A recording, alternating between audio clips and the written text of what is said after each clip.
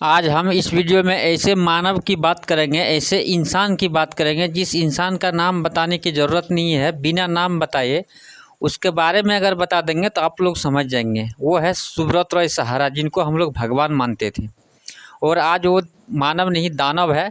करोड़ों लोगों को घर से बेघर कर दिए हैं। हज़ारों लोगों का मतलब हत्या कर चुके हैं, जो आत्महत्या किए हैं, जिनका प्रूफ सबूत सारा चीज़ है। जो चीज़ आपको दिखाने जा रहे हैं और सुनाने जा रहे हैं, पूरा वीडियो को सुनिए। जनता की अदालत में सारा चीज़ बताया जा रहा है।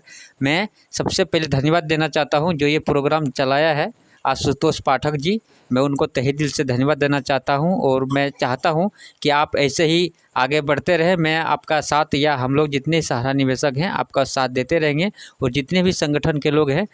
और बहुत सारे एजेंट अपना सुसाइड नोट भी लिख करके गए हैं कि सहारा का पेमेंट नहीं होने के कारण मैं इतना मानसिक दबाव में हूं, अपने रिश्तेदारों से मेरा रिश्ता खत्म हो चुका है, जिसके कारण मैं आत्महत्या कर रहा हूं। वो सुसाइड नोट भी हम लोगों के पास में है सर। तो परिस्थितियां बहुत ही खराब है सर, बहुत खराब है। अब मैं आता हूं सर मुख्य मुद्दे पे। हमारे देश में सर, मैं कहा करता हूं, चूंकि मैं बहुत एनालिसिस करके बात कर रहा हूं, जब जब मानव को यानी कि इंसान को भगवान का दर्जा हम लोग देते हैं सर, तब तब वो भगवान बना हुआ व्यक्ति जो मानव होता है, वो हमको ठगने का काम करता है, डसने का काम करता है, और हमको नुकसान पहुंचाने का काम करता है। सही बात है, हम उसको शोषण का आदि करते हैं। इसके कई एग्जाम्पल्स हैं सर। उसी में एक हमारे सुब्रत राय सहारा, जो इस देश के आम पब्लिक समझते हैं, आम आदमी समझते हैं कि सुब्रत राय ने इस देश के लिए राष्ट्रवाद का चोला पहन करके बहुत राष्ट्र के काम किया। वैसा कुछ नहीं है सर, क्योंकि वो एक मुखौटा है। उस मुखौटे के पीछे उस व्यक्ति का चेहरा ऐसा है जिसने इस देश के लाखों करोड़ों बहन बेटियों की शादी नहीं होने दी। पैसे के अभाव में शादियां टूट गई। लाखों लोग आज घर छोड़ करके, अपने गांव छोड़ करके बाहर रह रहे हैं छुप करके। सर के लाइफ में बहुत सारे लोग आए भी थे जो छुप करके कहीं ना कहीं से लाइफ में अपनी बात को रखे हैं। बहुत सारे लोग ऐसे हैं जो आज अपने घर से अगर निकलते हैं तो उनके साथ में कौन पब्लिक पकड़ के पीट देगा, उनका मोटरसाइकिल छीन देगा, उनको हार्म कर देगा, ये वो नहीं जानता है। बहुत सारे ऐसे लोग हैं जिनके घर पे आकर के चढ़ के उनके बीवी बच्चों के सामने, माता पिता के सामने पीटे जाते हैं। ये आइंदा रोजमर्रा का ये हो गया हम लोगों को देखने का सर। और इसका कारण एक ही है जिसको हम लोगों ने भगवान बनाया था। लोग कहा करते हैं, एक टाइम में अखबारों में छपा करता था कि इंडियन रेलवे के बाद सबसे ज्यादा एम्प्लॉय सहारा में है, लेकिन ऐसा नहीं है। वो जिस 10 लाख 12 लाख लोगों की बात की जाती थी, उसमें 10 लाख करीब सहारा के कार्यकर्ता ही थे जिसको कि एम्प्लॉयज माना जाता था। और सहारा ने उस एम्प्लॉयज को भी कहीं का नहीं छोड़ा। उसका जो मिलने वाला कमीशन था, मिलने वाला फ्यूचर फंड था, वो सारे पैसे भी वहीं री इन्वेस्टमेंट करवा लिए गए, और उसका वो भी पैसा नहीं मिला जो उसका कमीशन और फ्यूचर फंड। टीडीएस की बात क्या करें, टीडीएस के मामले में तो सहारा के कार्यकर्ता इतनी बुरी तरह फंसे हैं कि जो टीडीएस का पैसा एजेंटों का काटा गया, वो इनकम टैक्स ऑफिस तक जमा ही नहीं किया गया। और उसके बाद में एक तरफ उसका वो इनकम दिखा दिया गया, दूसरे तरफ इनकम टैक्स ऑफिस से लगातार उसको पत्र आ रहा है और उसका अकाउंट फ्रीज हो रहा है कि तुम इतना पैसा क्यों नहीं जमा कर पा रहा, जबकि सहारा वाले ने इनकम टैक्स का पैसा काटा लेकिन उसको जमा ही नहीं किया। ये भी एक बहुत बड़ा मुद्दा है सर। और फ्यूचर फंड के नाम पर भी लोगों का पैसा काटा गया, वो भी किसी को नहीं मिला। इनकम टैक्स के नाम पर पता नहीं है, इस देश का एक अजूबा कंपनी होगा जिसमें यह कहा जाता है कि जिस एजेंट का इनकम टैक्स कटा है वो उतना पैसा घर से ला करके यहाँ फिक्स डिपॉजिट कर दो और तब तुम्हारा पैसा जो इनकम टैक्स डिपार्टमेंट में भेज देंगे। शायद इस लॉजिक को नहीं समझ पाएंगे सर, फिर से एक बार रिपीट कर देते हैं। जैसे एक आम आदमी, एक एजेंट है, मान लीजिए अमरेश कुमार, तो अमरेश कुमार का 1 लाख रुपया इनकम टैक्स कटा हुआ है जो अपना वो इनकम किया था। कमीशन तो री इन्वेस्टमेंट हो ही गया, और जो उसका टीडीएस का पैसा जो इन्होंने दिखाया कि तुम्हारा हर महीने कमीशन से 10% 5% जो टीडीएस कटा, उस पैसा को विभाग में नहीं भेजा गया और उसके ऊपर दबाव बनाया गया कि तुम 1 लाख रुपया घर से ला करके हमको जमा करो ऑफिस में, और उसका फिक्स डिपॉजिट का तुम सर्टिफिकेट ले लो और तब तुम्हारा पैसा इनकम टैक्स में भेजेंगे। मतलब वो भी आप ही दो, टीडीएस भी आप हाँ ही वो दो। भी दो। तो ये भी हुआ है सर। तो कहने का मतलब है कि एक बहुत ज्यादा धोखा सुब्रत राय के द्वारा दिया गया। और जो चीज आप लोग जानते हैं कि सुब्रत राय ने इस देश के लिए जब कारगिल का जो युद्ध हुआ था उसमें लगभग 3,000 करोड़ रुपए दिए थे।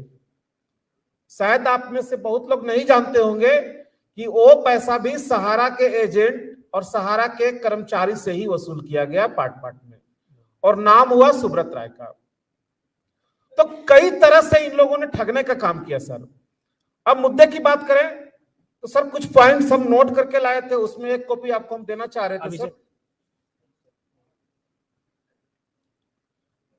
आमतौर पे इस देश में एक कॉमन आदमी के नाम पर अगर एक एफआईआर हो जाता है, कॉमन आदमी के नाम पर एक सर झूठी केस भी कोई दर्ज करा दिया जाता है, तो उसको घर में रहना मुश्किल हो जाता है, पुलिस उसे परेशान कर देती है।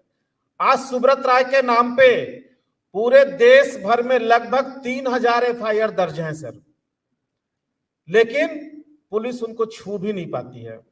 और हम लोगों को जहां तक मालूम है वो शायद अभी भी पेरोल पे ही चल रहे हैं। हाँ।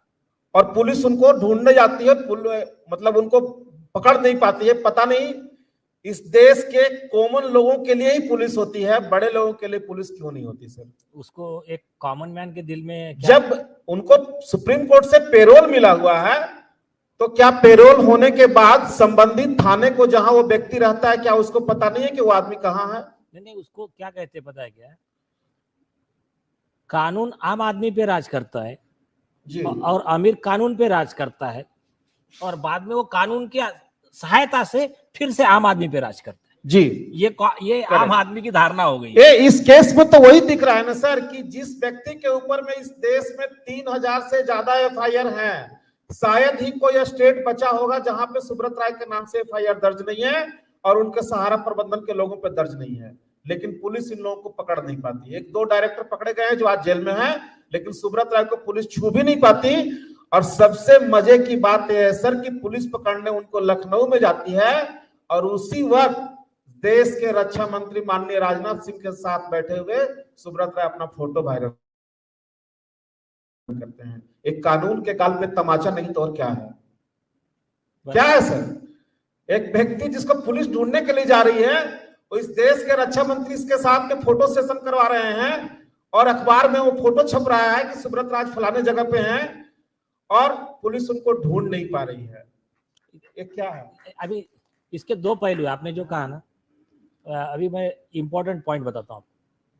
अगर किसी के ऊपर एफआईआर रजिस्टर्ड है, वो मिल नहीं रहा है, तो पुलिस उसको फरारी एब्सकॉन्डर जी घोषित करवाने की प्रक्रिया कर सकती है, उसकी प्रॉपर्टी अटैच करना।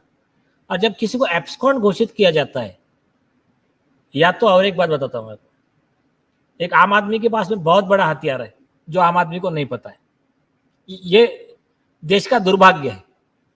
Section 43 of code of criminal procedure, भारतीय जो क्रिमिनल प्रोसीजर है जी, दंड प्रक्रिया संहिता, उसका सेक्शन 43 में आपको पता है ये व्यक्ति आरोपी है, इसने कॉग्निजेबल नॉन बेलेबल ऑफेंस किया है, तो आम आदमी उसको खुद अरेस्ट करके नियरेस्ट पुलिस स्टेशन में ले जा सकता है।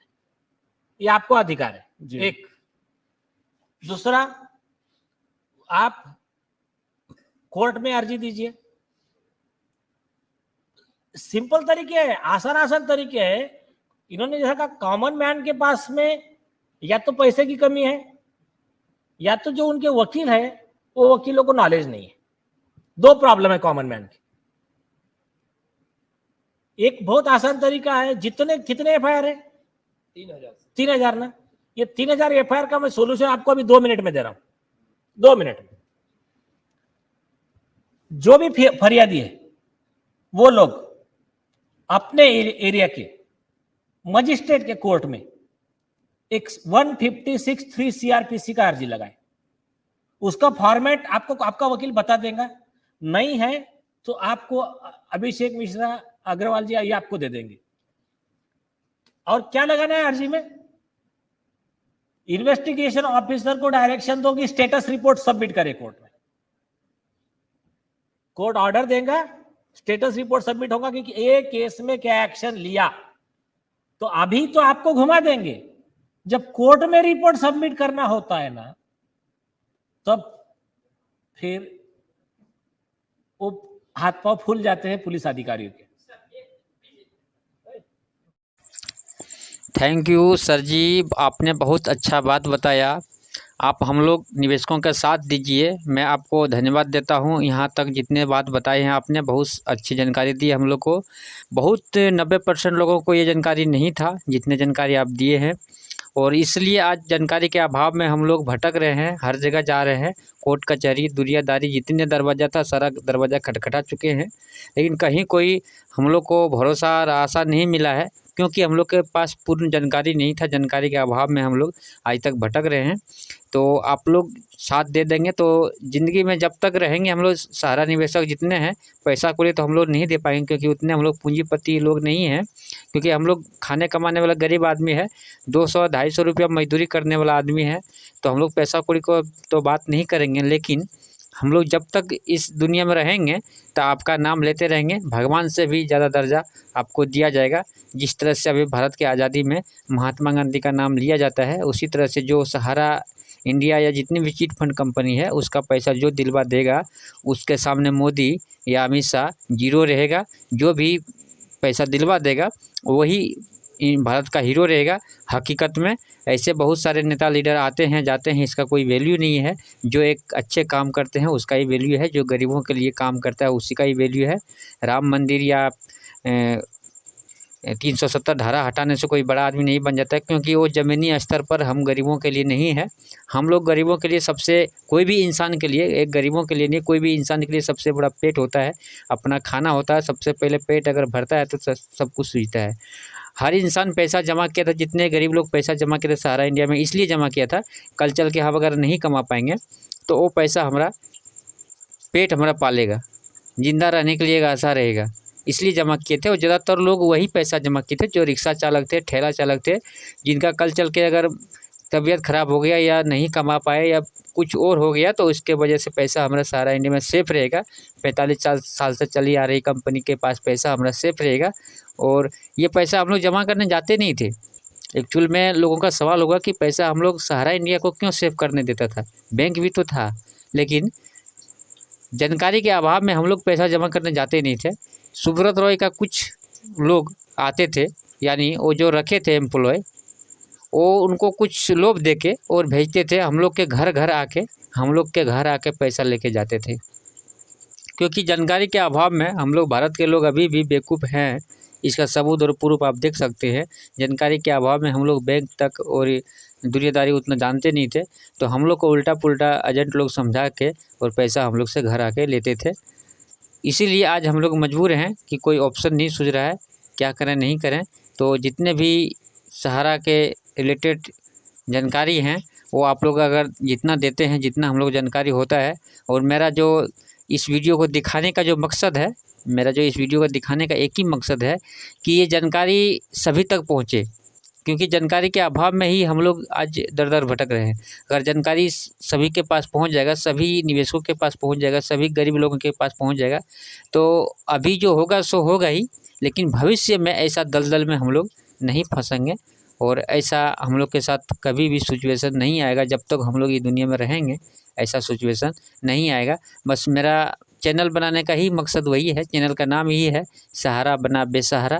क्योंकि सहारा को ही सारा चीज़, बहुत लोगों ने 90% जो गरीब लोग थे सहारा को ही अपना सहारा समझा था कि बुढ़ारी में हमको सहारा मिलेगा, लेकिन वही सहारा आज बेसहारा बन गया है।